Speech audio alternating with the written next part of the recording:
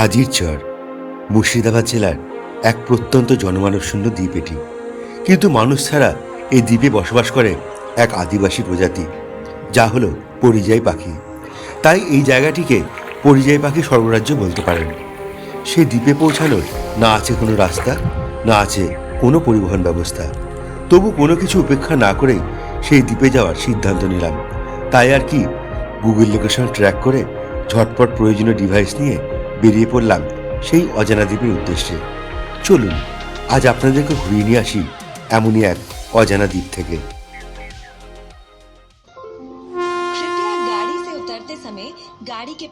Baharampur coat railway station, আর এখান থেকে আমাকে যেতে হবে ভাবতা। লালগোলা শিয়ালদা লাইনে যে কোনো লোকাল ট্রেনে চেপে নামতে হবে ভাবতা স্টেশনে। ট্রেন ঢুকছে এখন ভাবতা স্টেশনে, আর এই ভাবতা স্টেশন থেকে আমাকে যেতে হবে প্ল্যাটফর্ম নাম্বার 1। সেই প্ল্যাটফর্ম নাম্বার 1 থেকে বেরিয়ে তারপর আমাকে হেঁটে যেতে হবে। চলুন, স্টেশন থেকে তো বেরিয়ে পড়লাম, এখন এখান থেকে আমাকে হেঁটে যেতে হবে হাজিরচর, 1.5 কিলোমিটার। ওইদিকে সামনে হচ্ছে NH-12 হাই রোড ভাবতা, আর ঠিক ওই রাস্তা দিয়ে জাস্ট কিছুটা 3-4 মিনিট হেঁটে আসলে তারপর এইদিকে পড়বে হচ্ছে এই রাস্তা। এই রাস্তার সোজা দিয়ে এখন আমাকে হেঁটে যেতে হবে। চলুন তাহলে যাই হাজিরচরের দিকে। ওই দূরে রয়েছে ইটের ভাটা, রাস্তার পাশেই।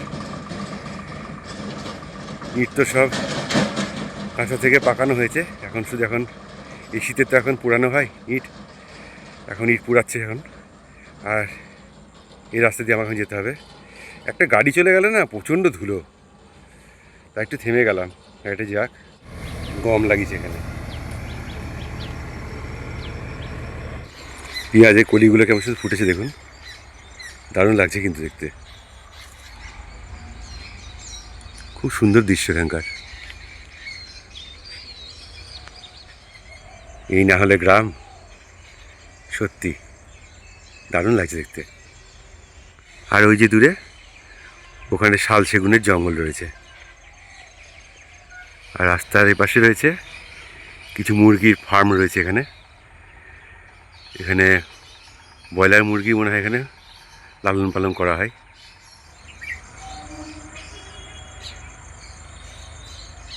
এখানে একটা মন্দিরও নির্মাণ হচ্ছে, এখনও হয়তো কমপ্লিট হয়নি মন্দিরটা। এরকম বট গাছের নিচে এই সুন্দর মন্দির তৈরি হচ্ছে একটা। চলুন রাস্তা দিয়ে যাই আবার। রাস্তা তো ভারী সুন্দর। আর এই পাশে এই যে সবই বললাম না, এই পাশে পোলট্রির খামার রয়েছে, ভারী সুন্দর জায়গা।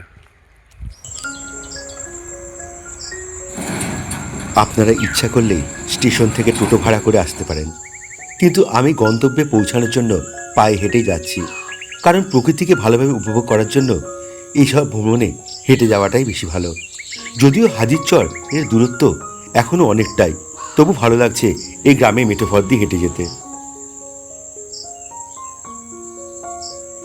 গ্রামের প্রকৃতি এক অপরূপ সৌন্দর্যের আধার। সবুজের সমারোহ, আঁকাবাঁকা মেঠোপথ, আর এখানকার স্নিগ্ধ বাতাস, তার সঙ্গে শস্যক্ষেত রয়েছে আর গাছপালায় ঘেরা শান্ত পরিবেশ। এগুলোই গ্রাম বাংলার চিরচেনা দৃশ্য।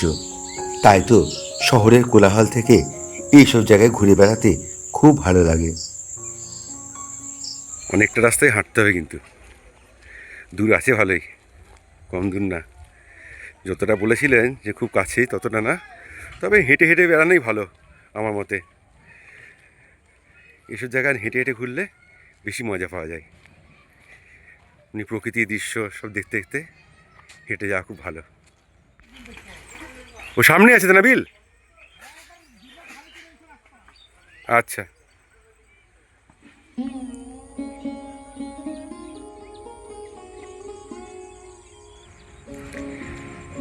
আরও যদি অনেক সকালে আসা যায় না এসব জায়গায়, তাহলে কিন্তু আরও সুন্দর লাগবে দেখতে।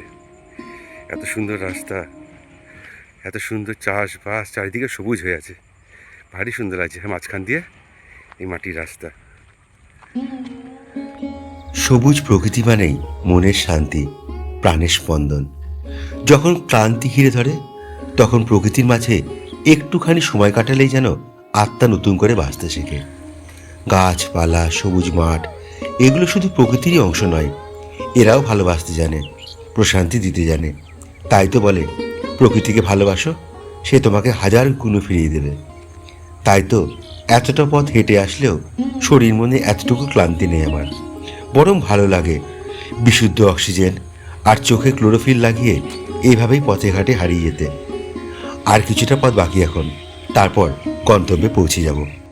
সর্ষে ফুল কতদিন দেখছিলেন, এখন দেখুন সব সর্ষে ধরে গেছে গাছে। আর যে ঝাড়াই কাজে চলছে, শুকিয়ে গেছে অনেক।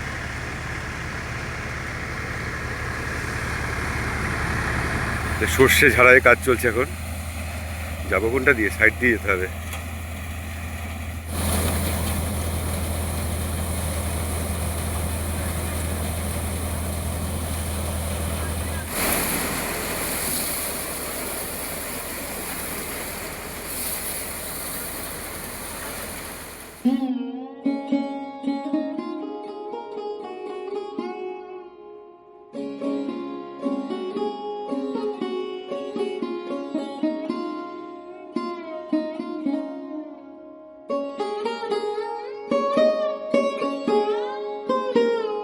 ওই যে সামনে দেখা যায় বিল, বিলের ওপারটা হচ্ছে হাজির চর। চলুন যাই, দেখে আসি কেমন জায়গাটা।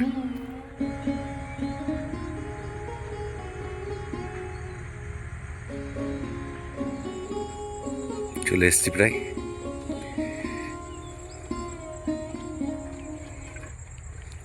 এই যে বিল গোল করে ঘিরে আছে, আর ওই পারটা হচ্ছে হাজির চর। তারপর ওইদিকে পড়ছে হটনগর বা হত্যানগর। চলুন যাই, দেখি কীভাবে যাওয়া যায়।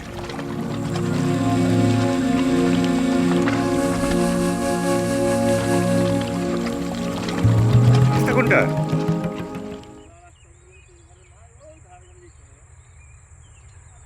ওই সামনে দূর দিয়ে ঘুরে ঘুরে যেতে হবে? কোনো নৌকার ব্যবস্থা নেই যে নৌকা করে পার হয়ে যাবে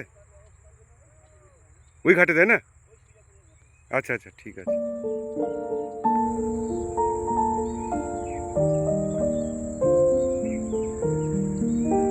এর পাশ দিয়ে এরকম মাটির সরু রাস্তা।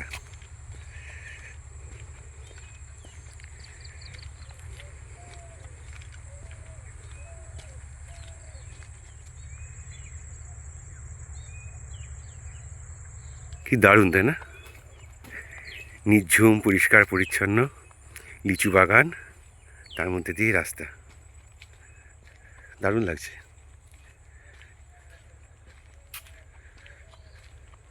খুব সুন্দর জায়গা।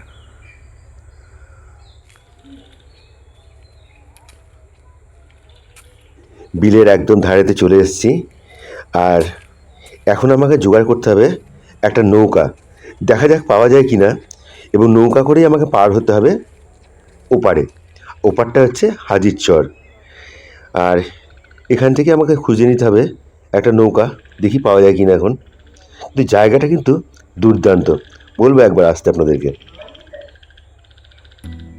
জাস্ট দেখুন জায়গাটা একবার, কি সুন্দর, তাই না? পারলে আসবেন একবার, এখানে মন জুড়িয়ে যাবে কিন্তু।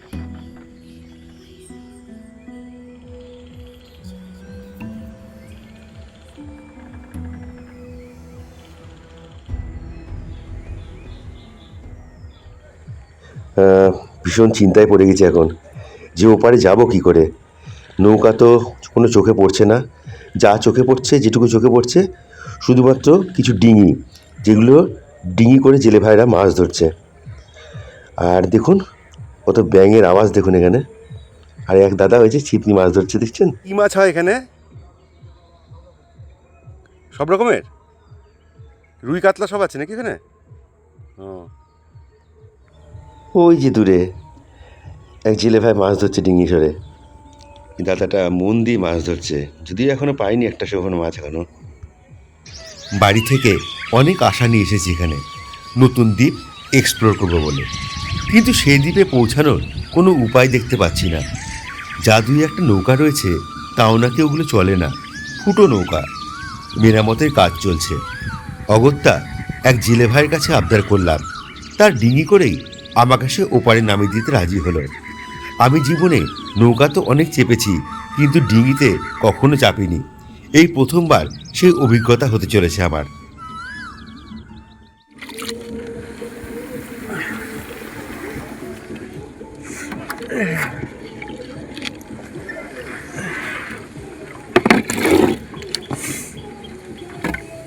নড়াচড়া করবে না কিছু, হ্যাঁ? আচ্ছা আচ্ছা, না না আমার কিছু হবে না, তুমি ডুববা আমি ডুববা। না না না।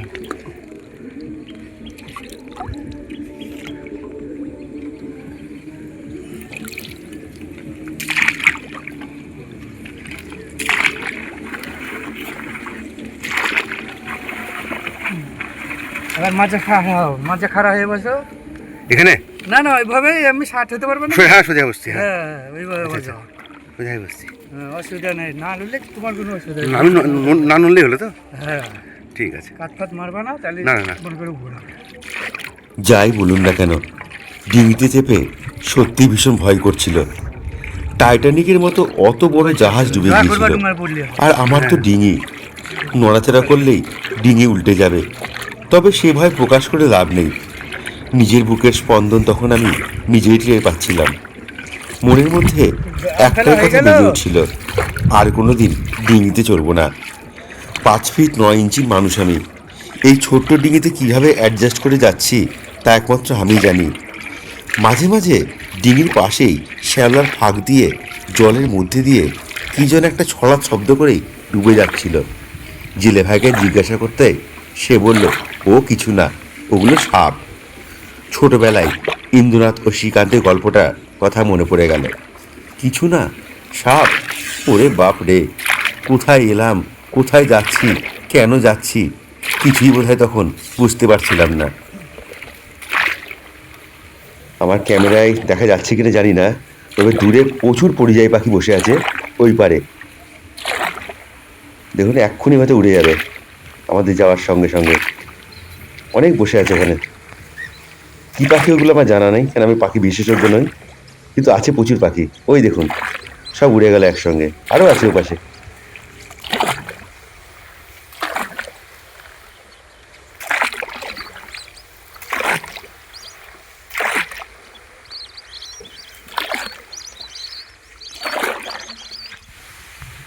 যাক, ভালোই ভালো আমি ল্যান্ড করে গেলাম।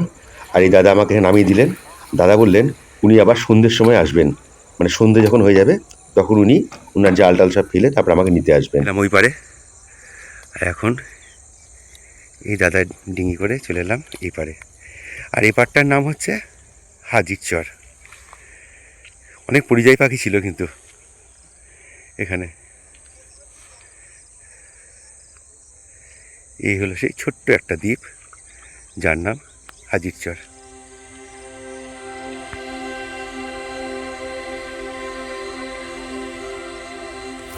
চলুন এবার আপনাদের এই দ্বীপটা একটু ঘুরিয়ে দেখাই।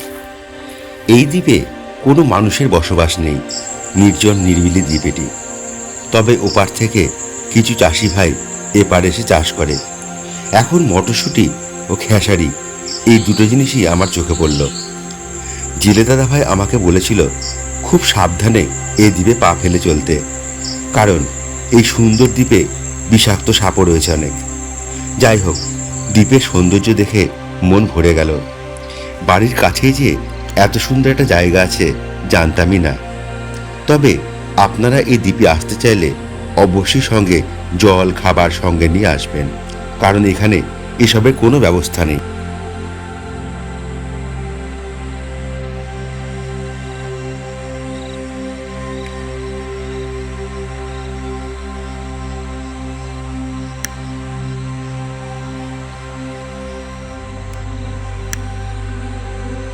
একদম শুনশান নির্জন দ্বীপ। আর এই দ্বীপে পরিযায়ী পাখি প্রচুর আছে, কিন্তু আমার কাছে তো সেরকম লেন্সের ক্যামেরা নেই, তাই আপনাদের ঠিকমতো দেখাতে পারছি না।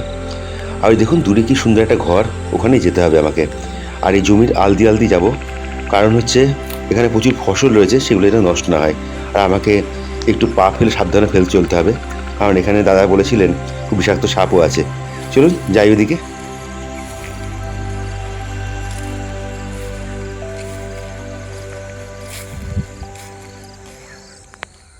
চারিদিকে ঝিঝি পোকা, ফিঙে পাখির ডাক, এগুলো শোনা যাচ্ছে সব কিছুই।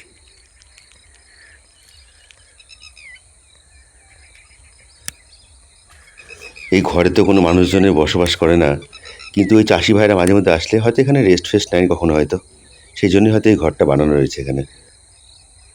কোনো মানুষজন নেই এখানে। এই দ্বীপটা অনেক বড় জায়গা নিয়ে তৈরি, আর এই দ্বীপের চারপাশে যে লেকটা রয়েছে তার নাম হলো পূজার দিঘি। গুগলেও সেটাই দেখাচ্ছে। তাই আমাকে অনেকটা হেঁটে যতটা সম্ভব কভার করতে হবে এই দ্বীপকে।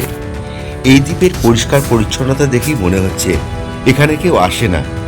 কোথাও কোনো নোংরা প্লাস্টিক আবর্জনা নেই। পাখির ডাক, ঝিঝি পোকার শব্দ আর দূর থেকে ভেসে আসা শেয়ালের ডাক শুনতে পাবেন এখানে আসলে।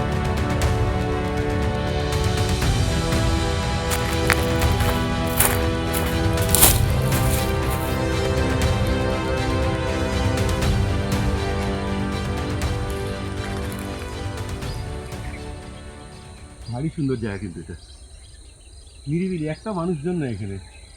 ওই দেখুন দূরে কত পাখি উঠছে, সব পরিযায়ী পাখি ওগুলো।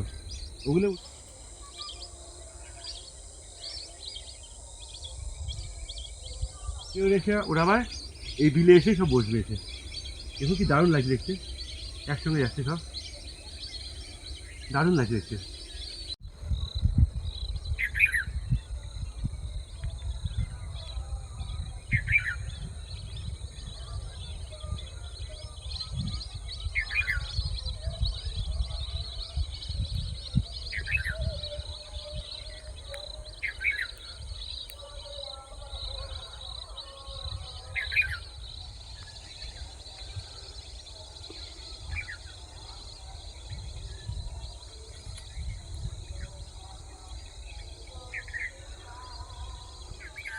গাছটা কি গাছ জানি না, পাতা তো নেই গাছে, সব ঝরে পড়ে গেছে। দুটো গুটি গুটি ফল পড়ে রয়েছে।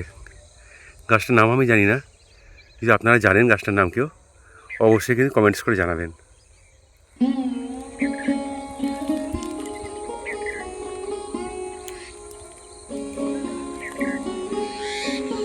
এই পাশেও একটা মাঝি ভাই তার নৌকা নিয়ে মাছ ধরতে বেরিয়েছে দেখছি। আর যে ওই পাটটা হলো হচ্ছে হটনগর, অনেকে হত্যানগরে বলে অনেকে। ওইখানেও অনেক কুল গাছ রয়েছে।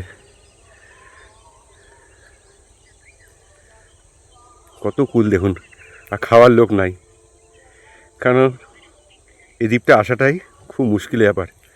অনেক কষ্ট করে দাদাকে রিকোয়েস্ট করে ডিঙি চড়ে তবে এই অফবিট জায়গায় এলাম। কিন্তু এখানে আসার পর প্রকৃতি একদম চেঞ্জ, অপূর্ব সুন্দর লাগছে দেখতে এখান থেকে। এই যে এখানেও আরও কুল পড়ে আছে, এটা মানে পাখিতে খেয়েছে। এই যে এইটা দেখি, এটা বেশ বড়, বেশ পাকা পাকা কুল, ভালোই।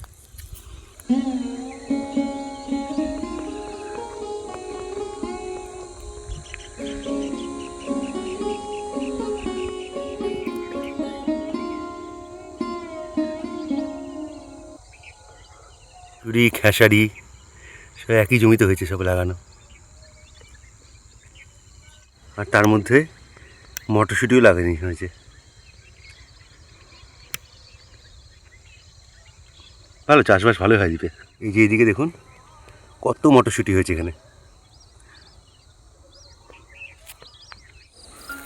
কেমন জায়গাটা, ভারী সুন্দর তাই না? সত্যি দারুণ, একদম নির্জন নিরিবিলি দ্বীপ এটা। আর ওই যে বললাম ওই দিকটা হচ্ছে হটনগর, ওই দিকটা বেশ জঙ্গল টঙ্গল রয়েছে, কিন্তু যাওয়ার কোনো অপশন নেই ওখানে অ্যাকচুয়ালি, তাই না হলে ওই দিকটাও ঘুরে আসতে পারতাম। দেখি পরে যদি পারি কখনো আবার ওই দিক দিয়ে ওই পাটটা দিয়ে আসবো তখন কখনো। চলুন যাই এবার।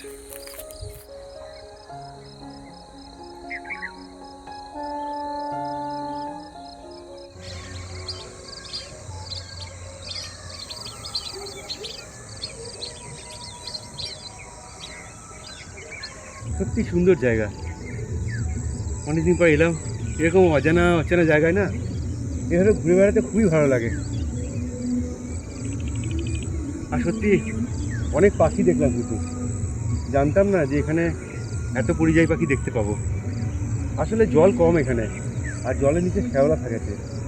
আর যেখানে জল কম আর জলের মধ্যে অনেক শ্যাওলা থাকে, সেখানে একমাত্র কিন্তু পরিযায়ী পাখি আসে। তাছাড়া কিন্তু পরিযায়ী পাখি সেরকম জায়গায় আসে না যেখানে প্রচণ্ড বেশি জল বা কিছু। যেমন ওই যে বুঝতে পারছেন না, দেখুন উড়ে গেল এক ঝাঁকে।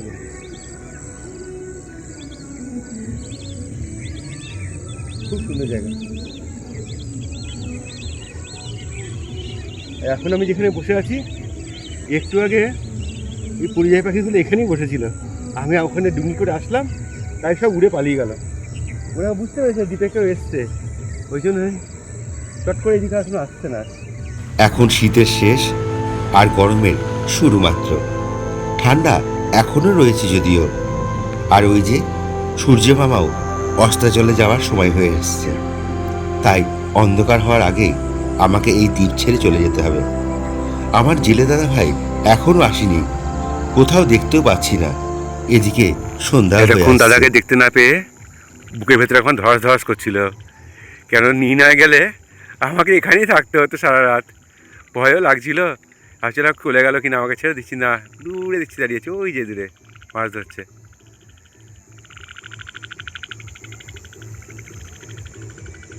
আর এখানে দেখুন কত ব্যাঙ ডাকছে, দেখুন।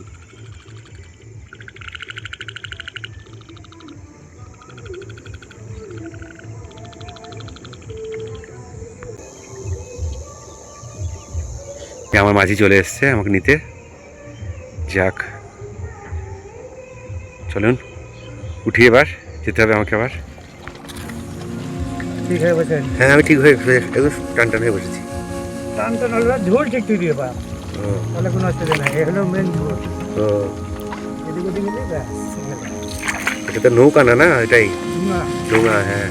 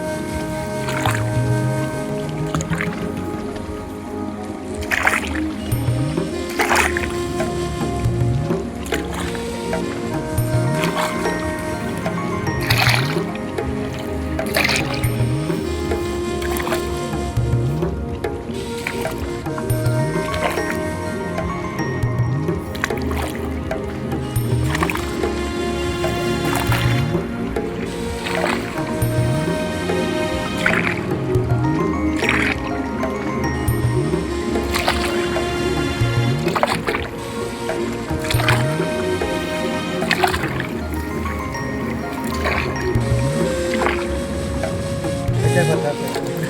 হ্যাঁ, এটা কথা। ও,